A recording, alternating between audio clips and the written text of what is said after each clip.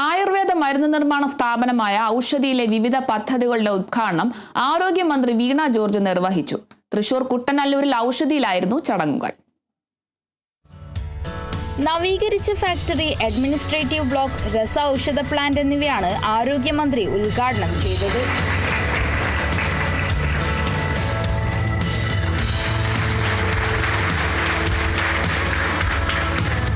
ഔഷധി അഭിമാനത്തിന്റെയും ഇച്ഛാശക്തിയുടെയും പ്രതീകമാണെന്ന് വീണ George പറഞ്ഞു.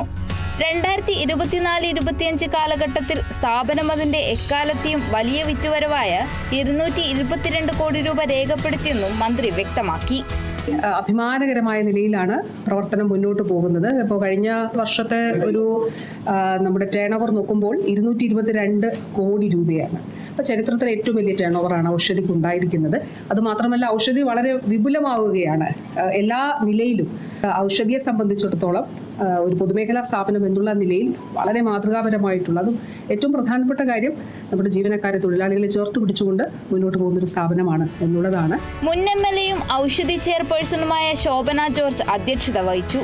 സത്യസന്ധമായ പ്രവർത്തനത്തിലൂടെയാണ് ഔഷധി മുന്നോട്ടു പോകുന്നതെന്ന് ശോഭന ജോർജ് പറഞ്ഞു. ഈ ഗവൺമെന്റ് വരുന്നതിനെക്കാട്ടിൽ ഏകദേശം 100 കോടി രൂപയോളം ടേൺ ഓവറും ലാഭവും വർദ്ധിച്ചു നിൽക്കുന്നു എന്ന് പറയുന്ന ഒരു സന്തോഷത്തിലാണ്.